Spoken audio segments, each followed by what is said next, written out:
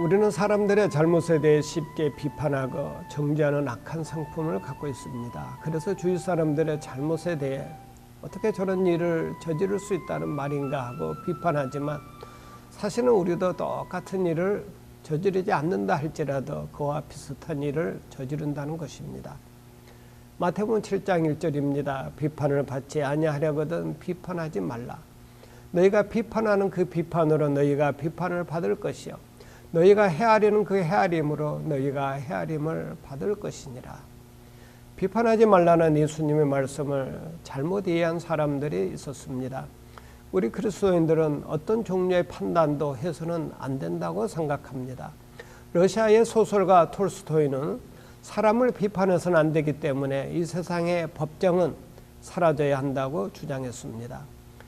비판하지 말라는 예수님의 말씀은 법정에서의 재판을 의미하는 것이 아니라 사람들과의 관계에서 개인적으로 비판하는 것을 의미합니다.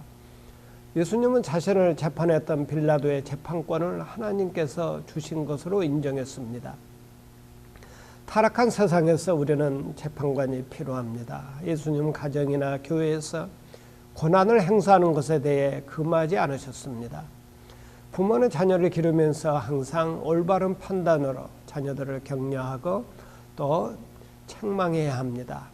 판단은 교회에서도 필요합니다. 종교개혁자들은 말하길 교회는 하나님의 말씀이 선포되는 장소요, 성례식이 베풀어지는 장소요, 그리고 징계가 실시되는 장소라고 정의를 내렸습니다.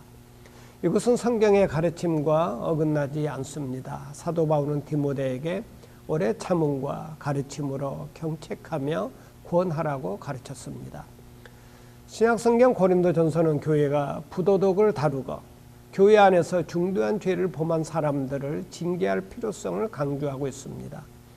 우리는 교회 밖에 있는 사람들을 판단할 위치에 있지 않지만 그러나 교회 안에 있는 사람들을 판단할 의무가 있습니다. 고린도전서 5장 11절에 보면 이제 내가 너희에게 쓴 것은 만일 어떤 형제라 일컫는 자가 음행하거나 탐욕을 부리거나 우상 숭배를 하거나 모욕하거나 술 취하거나 속여 빼앗거든 사귀지도 말고 그런 자와는 먹지도 말라 함이라. 더 나아가 그리스도인들은 올바른 판단을 해야 할 때가 있습니다. 예수님은 우리에게 거짓 선지자들을 주의하라고 경고하셨습니다. 우리는 참 선지자, 거짓 선지자를 분별할 수 있어야 합니다. 어떻게 분별할 수 있을까요? 예수께서 정하신 기준은 그들의 열매로 그들을 알리라.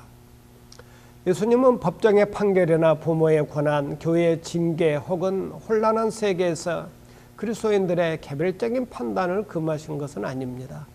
우리는 때때로 가치 있고 올바른 판단을 내려야 합니다. 그렇다면 예수께서 어떤 뜻으로 비판하지 말라고 말씀하셨을까요? 한마디로 말씀드리면 비난하기를 좋아해서는 안 된다는 것입니다. 이것은 사람들을 가혹하게 비판하고 정죄하는 것을 의미합니다. 예수님을 따르는 사람들은 그의 분별력을 사용한다는 의미에서 재판관은 아닙니다. 비판과 정죄는 하나님의 일이지 우리의 일이 아닌 것입니다. 아멘.